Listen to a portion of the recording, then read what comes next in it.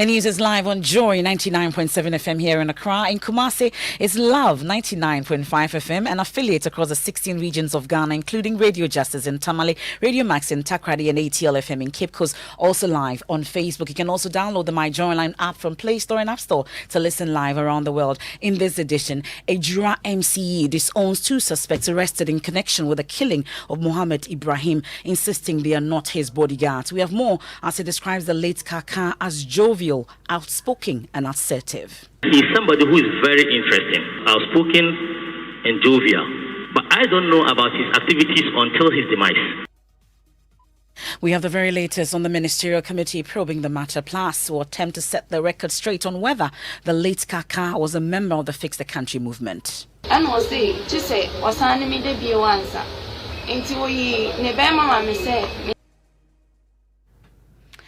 Well, we have more on that. And Attorney General sued over Parliament's approval of salaries for first and second ladies. We have details. Meanwhile, Chairman of Parliament's Finance Committee calls for honest discussion on sentimental expenditure, including allowances for chiefs, which he says drains the state's scarce resources.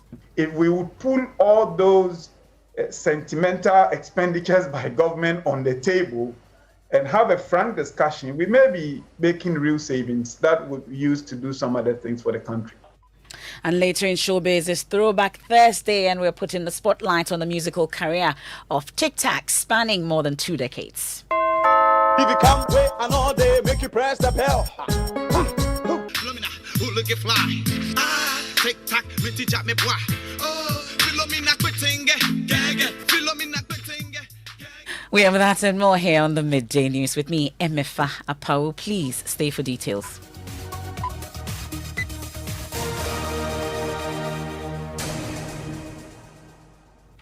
This is your home of bold, credible and fearless journalism. This afternoon, the Municipal Chief Executive for Idra-Secho Dumase in the Ashanti region, Mohammed Salisu Bamba, says 2 suspects arrested in connection with the murder of social activist Mohammed Ibrahim, also known as Kaka, are not his bodyguards as speculated.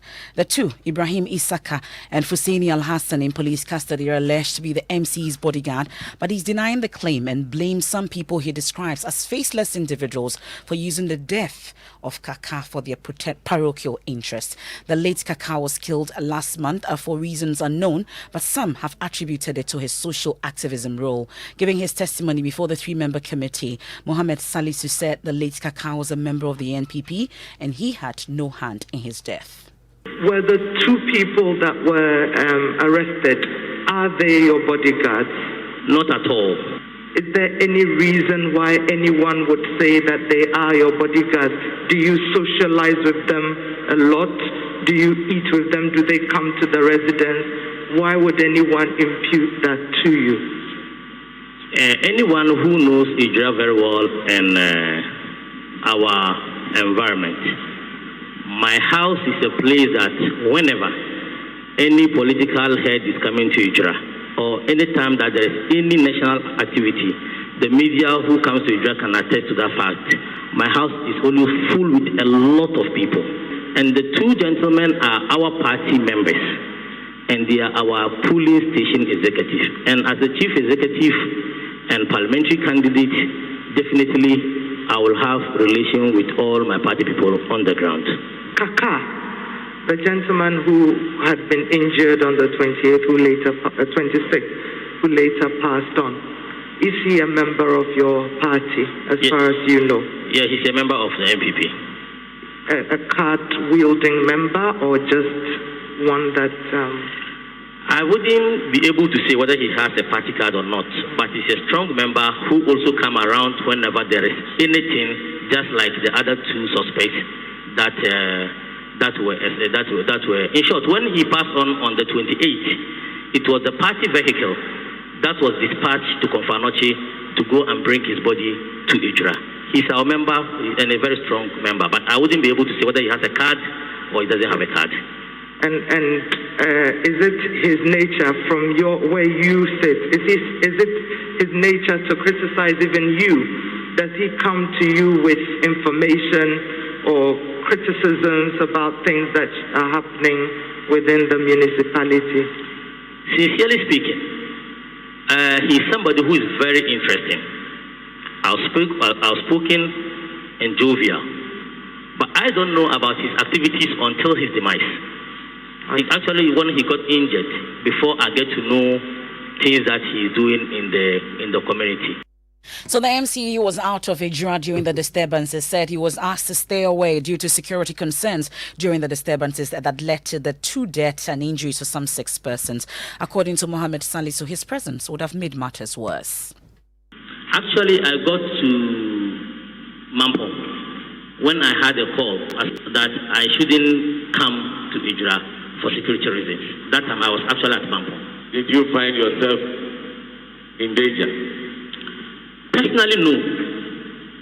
Then why didn't you continue? Because you see, if you are a father of the house, then somebody tells you that your house is being attacked with your wife and children in the house. You decide not to go there because if you go, something might happen to you. That is the after the security advice, I mentioned in my testimony that I proceeded to Ijra. That was after the incident.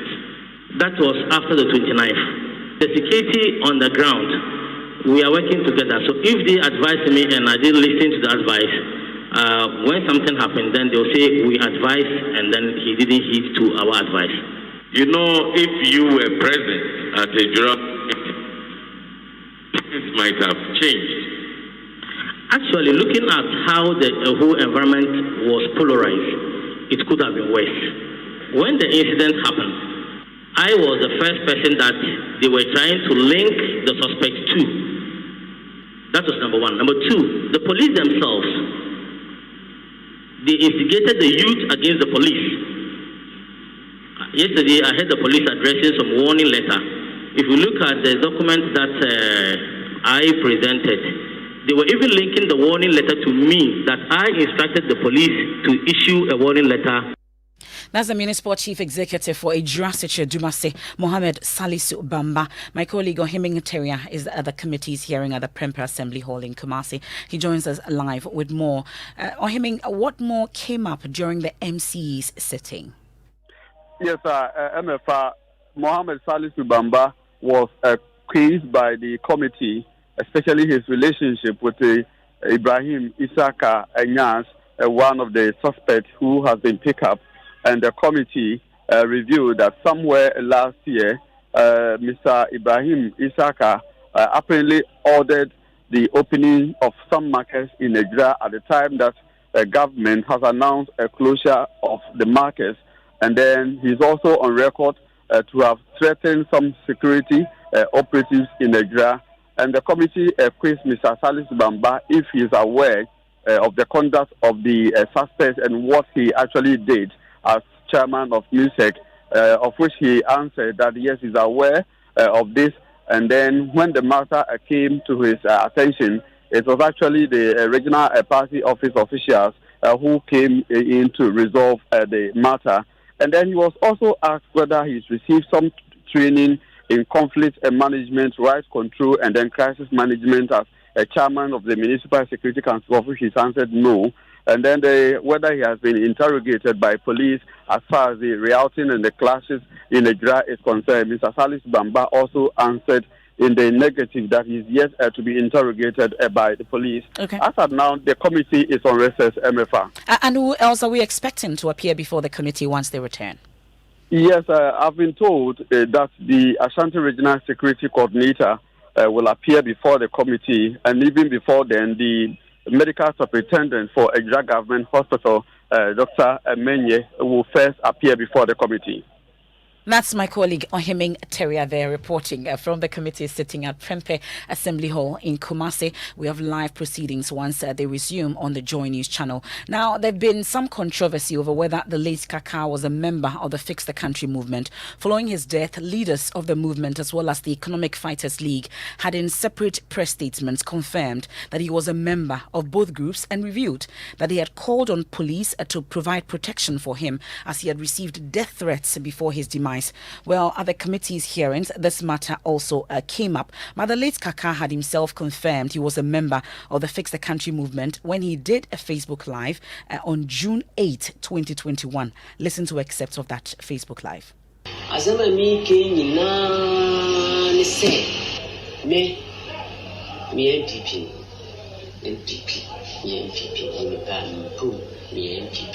All I am saying is I am a member of the NPP. Whether I like it or not, I am a member of the NPP. Nanso media who say among fu pi dodo na omotaka se nana fix the country no the entire man nana ye force wa kasa fix the country nana enya wo ya Ghana na hawo. But I have seen that for many people who are campaigning Fix the Country, when we say fix the country, Nanado is not the cause of Ghana's problem. Ghana na ye wa ho you say nana enya wa wallahi nana enya no ma ye force ago mu ya ye go mu na mi metimegina wa mi kase enya wo nana. The problems Ghana is facing now were not brought by Nanado. It is not because of Nana that we are in this situation, which is making us talk in this way. Na kufu adankwa show boy sada na me frao nese jitia me wo emo mumuno a jitie Ghana force so ema wo no nana dankwa kufu ado e wo ma wo no en na Ghana for ne sin na fix the country. Nana Dankwa Akufo-Addo, showboy is what I call you. The belief I have in you and the belief many Ghanaians have in you is what is making Ghanaians ask you to fix the country. Nana fix the country, me say. Yeah, cause Nana fix the country. Now more for be say, your town. When we say Nana fix the country, people think we hate you. That's the late Mohammed Ibrahim Kaka during a Facebook Live that he put out on his Facebook page on June 8, 2021.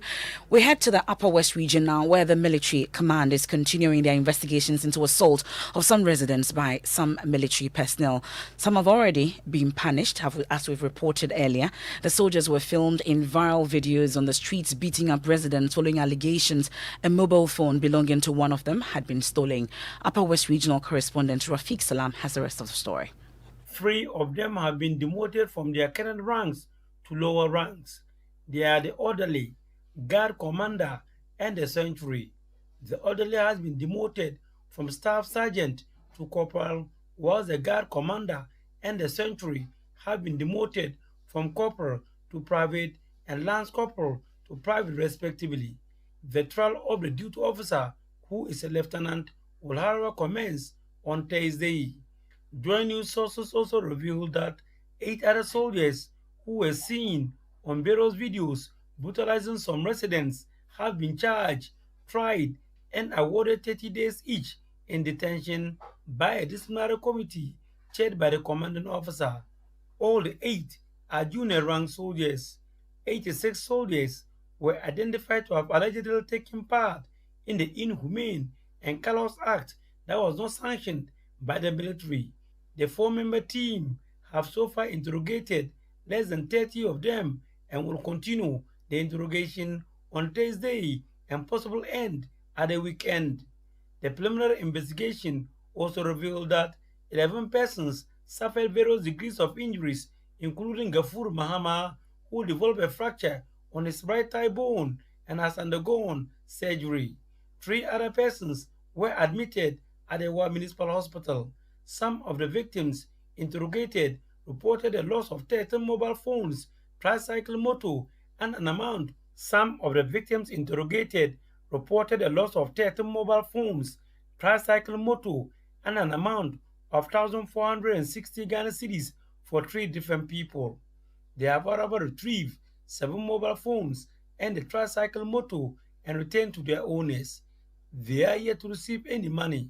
The 4-member team, comprised of personnel from the military and the National Investigation Bureau, and is led by Colonel BZ Ayorogo.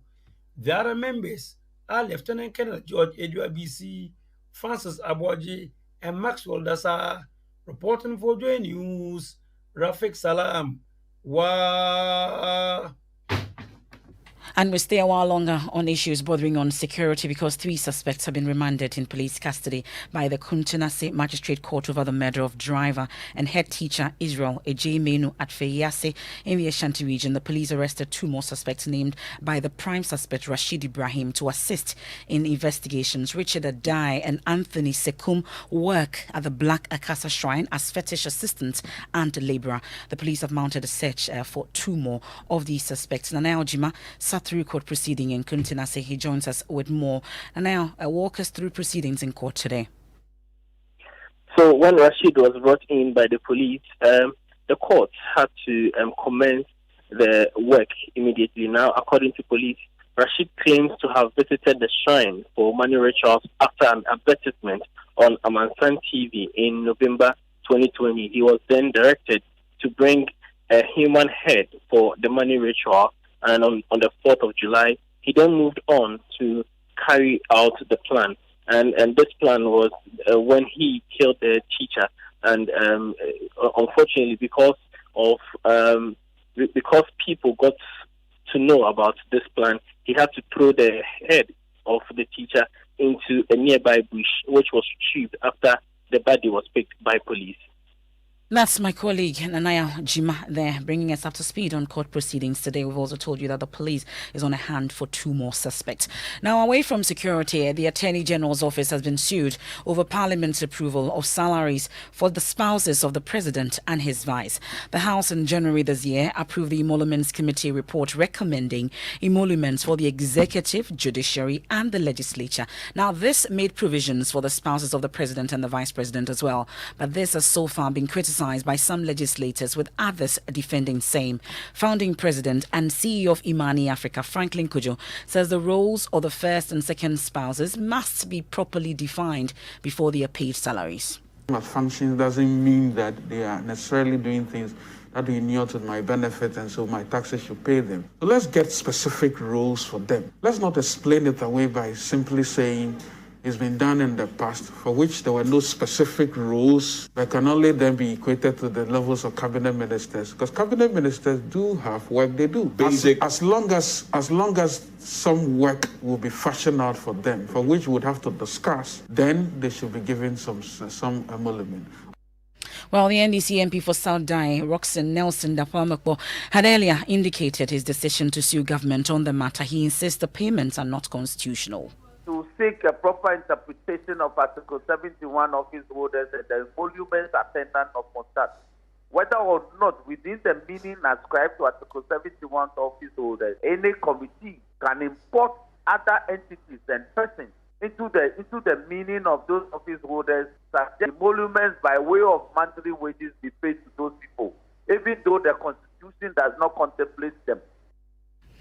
That's NDC MP for South Dai, Roxanne Nelson Dapamakbo. Well, there's a suit in this particular issue, and court correspondent Joseph Akable joins me with an update on this. Joseph, we understand a rate has been filed. So which individuals are behind this, and what reliefs are they seeking?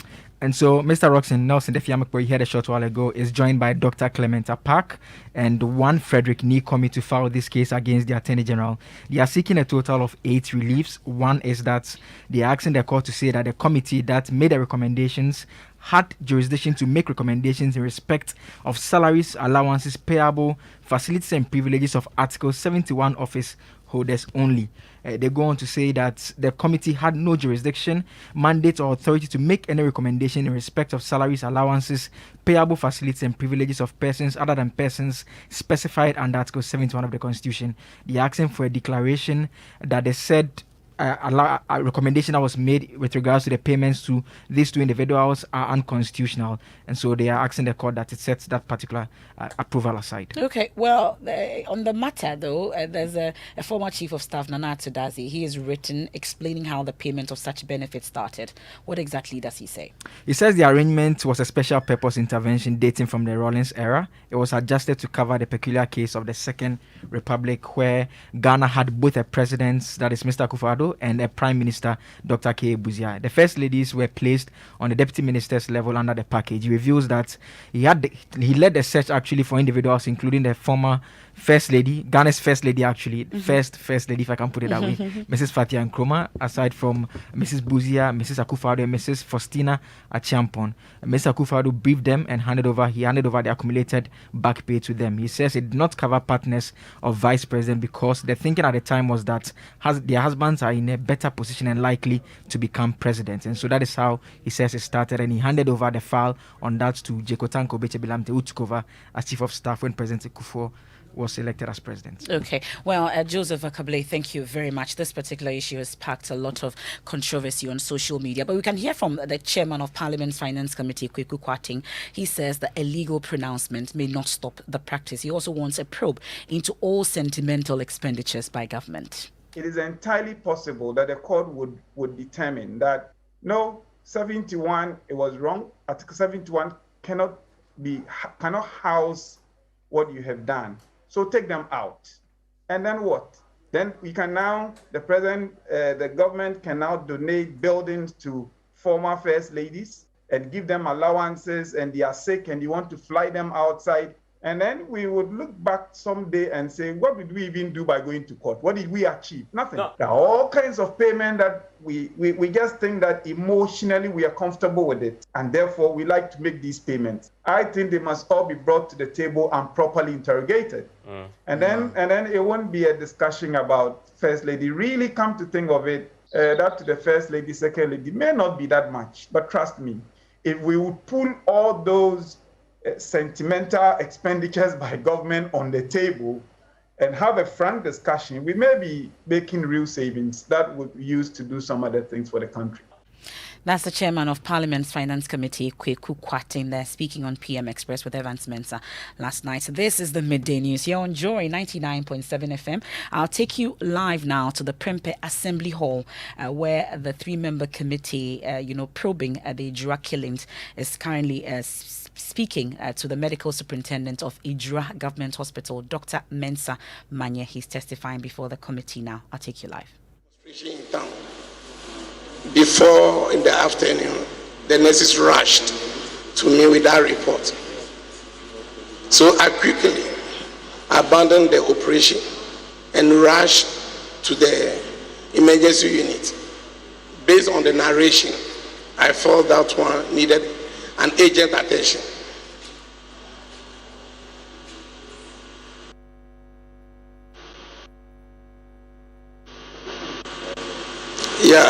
Having gotten to the place, I saw two young men, one by name Abdul Yusuf,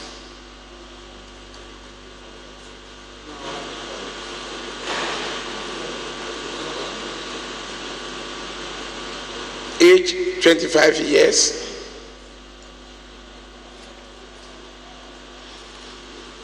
who was brought in dead, which means he died before arrival.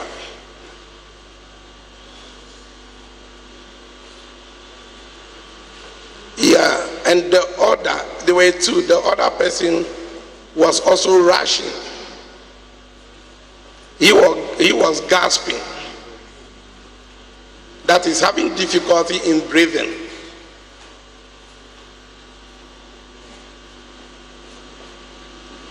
And sweating profusely.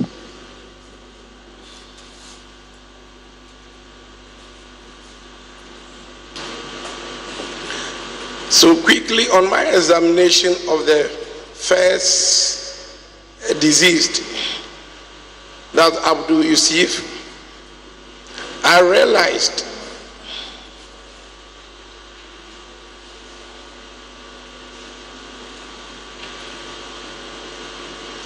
as the reporters or some of the demonstrators said that they were gunned down, I saw a gunshot injury at the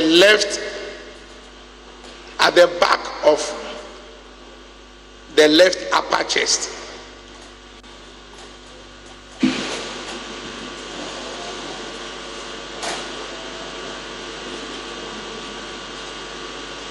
penetrating into the chest,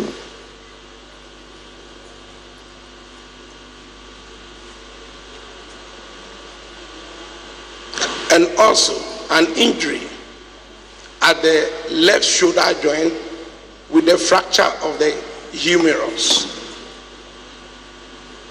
The fracture of the humeral joint means the left arm joint was fractured or broken.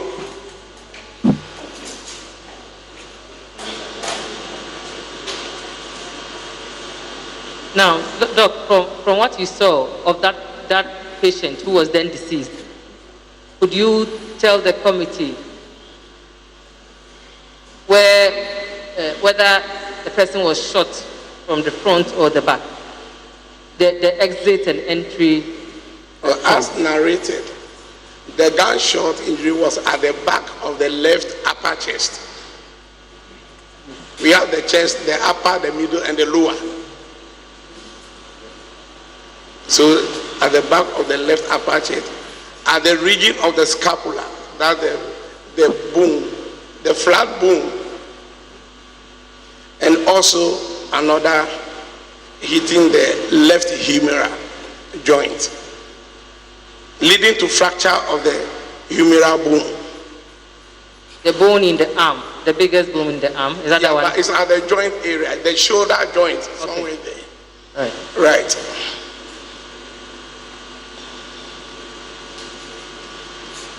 Please continue. So he is passed.